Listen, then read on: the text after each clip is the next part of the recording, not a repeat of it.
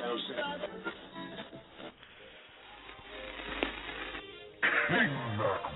up? This is Mac. And I'm Jake. And you're listening to King Mac Radio, where we put the pop in your culture. Hey, what's up, guys? You're listening to KingMacRadio.com, where we put the pop in your culture. Today, we have a very exclusive interview with comedian. Some of you may know her as Fortune Funny. It is Fortune Feimster from Chelsea Lately. We actually have her on the line right now. Hey, Fortune, how are you? I'm great. How are you doing? I'm doing great, thanks. I'm so happy you're on our show. You are definitely one of the funniest people on TV right now. What have you been up to? Oh, I've been traveling pretty much every weekend since March, doing stand-up all over the place. So it's been crazy, but I also write for Chelsea Lately full-time, so I'm there every day pretty much during the week. Yeah, I've noticed that you're one of the writers for the show. What's it like working in that area? Well, it's really cool. It's definitely a team effort. I mean, we write a lot of jokes, but Chelsea has a lot of input, so it's a nice collaboration between everybody. And I don't know, it's cool because like when you get to laugh every day, like that's awesome. And we make fun of each other and play pranks on each other, so it's definitely not like a normal work environment. But it's cool. She's a great boss and is always trying to get us opportunities and, you know, get us on TV. And you just don't see many people like that are in her position. Since we're on the subject of working for Chelsea Lately, I know the show After Lately is scripted. Is the atmosphere of working with her kind of like the show? Yeah, After Lately is scripted, but like during the day, if something weird or crazy will happen, we'll be like, write that down. It'd be really funny After Lately. So a lot of it's based on something that sort of happened or happened to someone, and then they turn it into this whole storyline. But yeah, watching that show, you can get a pretty good idea of what it's really like. I know on the shows, Chelsea likes to poke fun at you guys quite often. Does she do that all the time, or? Well, I mean, she definitely plays it up for the camera, but she'll make fun of Brad, you know, at the writer's table. He'll go on and on about something, and she's like, you're so stupid. So it's not like she puts it on for the camera, but we kind of all make fun of each other. We've all had our moments where we've said really dumb things, and everybody like laughs at us and makes fun of us for about 5 minutes, and then we move on. I'm gonna shift gears here a little. I know you're from North Carolina. What was it like growing up there? It was.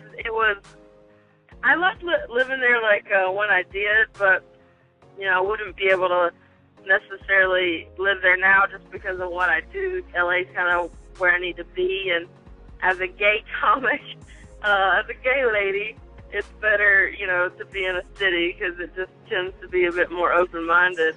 But my whole family still lives in North Carolina, so I go visit all the time. But for some reason, I guess because I'm on TV, I've created some sort of gay loophole. Because, you know, people in North Carolina always seem very excited to see me, and I don't get, you know, a lot of crap for being gay. So thank you, television. And I've never, you know, knock on wood, in North Carolina or any other state have experienced any kind of negativity towards it. Well, plus, let's be honest, you could probably kick their ass. That's right. Now, what made you decide to go to L.A.?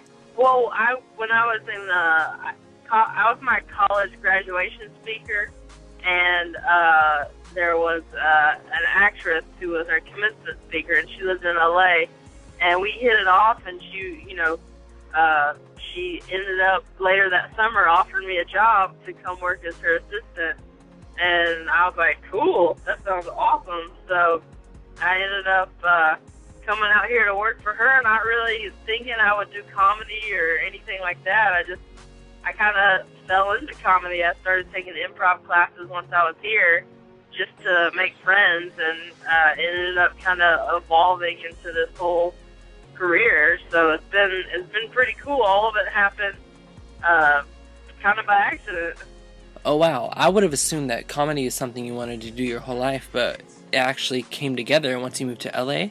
Yeah, for sure. I mean, I grew up, you know, like most people, watching like Saturday Night Live every weekend, and I would like recite the sketches at school on like Monday, and I would joke around with my friends, but I never really thought you could make a living doing comedy. It just seemed so foreign to me growing up in a small town.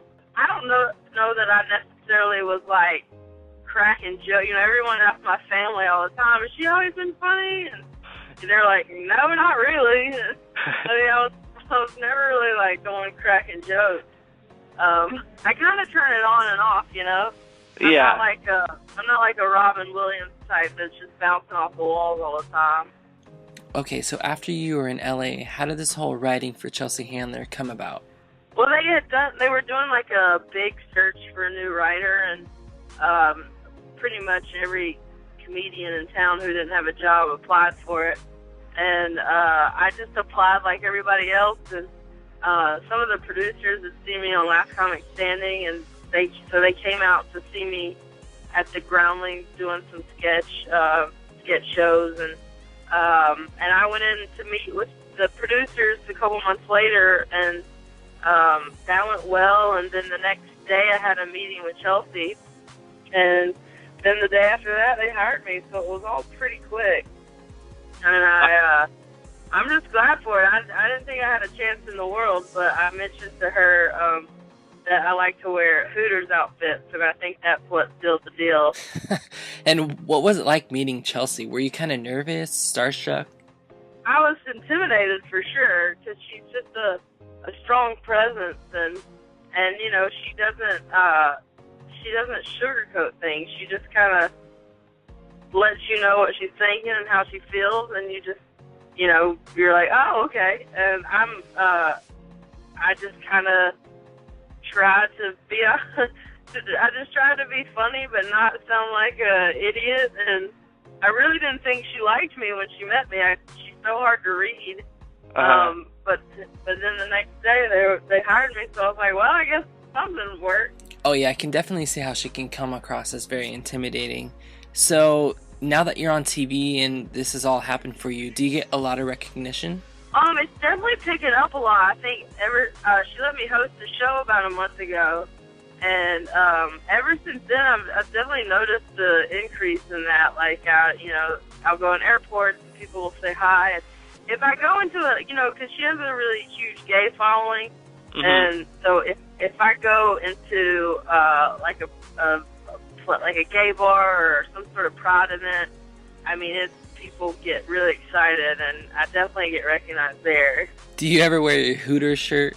They want me to, but I don't think they can handle it. No, there's a lot. There's too much love in here that they just want to squeeze up all over my love handles, and we don't need that happening. Now, how's Chewy like off camera? Chewy's great.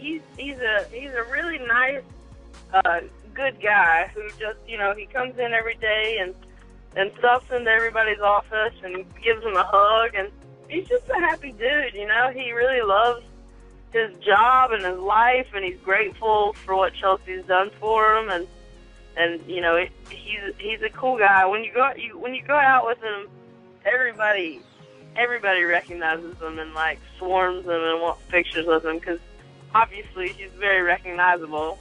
All right, we got a little bit of time left for one last question. So before we let you go, what advice would you give to anyone who wants to do what you're doing right now? I mean, I get asked a lot for advice, and you know, everybody's path is very different as far as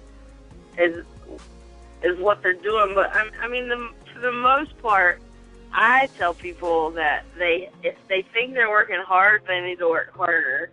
I had one of my good friends, I was doing like improv, and I was doing sketch shows and stand up here and there, like once every couple weeks. And I thought that I was really like putting in the time. And my roommate sat me down like 4 or 5 years ago, and he was like, "If you really want this, you're not doing enough, and you have to kind of dedicate your life to it right now." And so it's kind of whipped me into shape, and I started like doing shows like 5 times a week, and I was taking improv, sketch, stand-up, like you name it.